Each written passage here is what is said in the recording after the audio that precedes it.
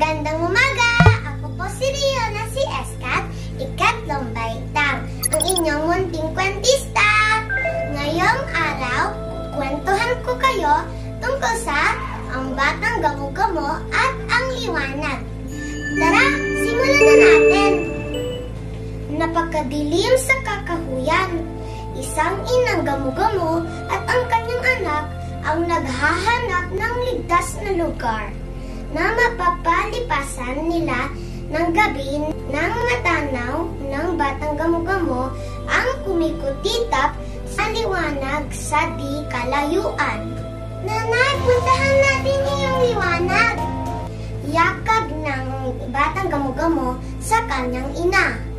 Humantong ang mag-inang gamo-gamo sa isang kubo sa gilid na kakahuyan. Ang liwanag na nakita nila mula sa kakahuyan ay nanggaling sa isang lampara sa ibabaw ng isang maliit na mesa. Tuwang-tuwa ang batang gamo-gamo sa liwanag. Ang ganda ng liwanag, nanay! Ang sarap siguro lumapad sa paligid nito. Siya nga, maganda at nakakalibang. Ngunit huwag kang lumapit ng masyado at baka masunog ang iyong mga pakpak. Masayang lumipad-lipad ang mag-inang gamo-gamo sa paligid ng liwanag. Nang malapit na maghating gabi, ay sinabi ng inang gamo-gamo, "Tumigil na tayo at magpahinga, anak." "Naku, nanay! Hayaan niyo manatili muna ako rito sa liwanag ng mas matagal. Nauna na kayong magpahinga at susunod na lamang ako." Pakiusap ng batang gamo-gamo. "Sige, ngunit sandali lamang, anak." Wika ng inang gamo-gamo. Muli, pinaaalahanan niya ang anak na huwag masyadong lumapit sa liwanag dahil tiyak na masusunog ang mga pakpak nito.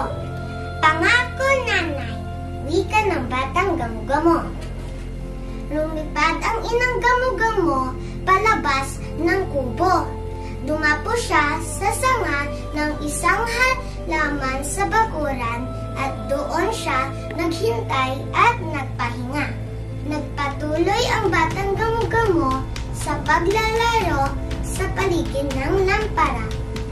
Labis na pinagtakhan niya kung ano ang taglay ng ilaw at nakapagbibigay ito ng rangyang liwanag.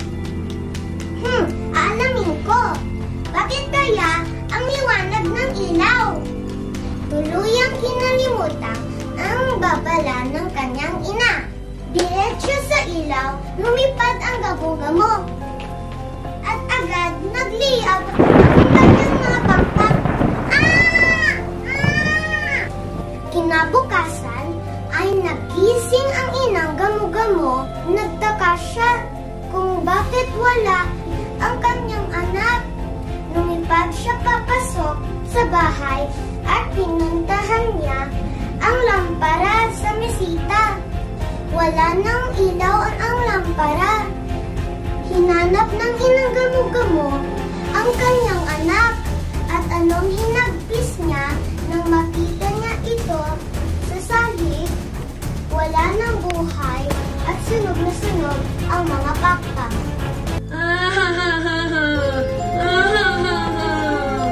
"Anak, bakit mo ako iniwan?"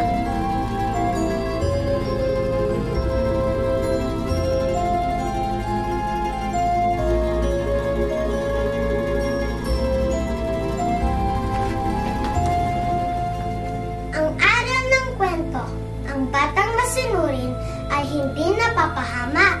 Dapat makinig tayo sa mga magulang natin para hindi tayo mapahamak.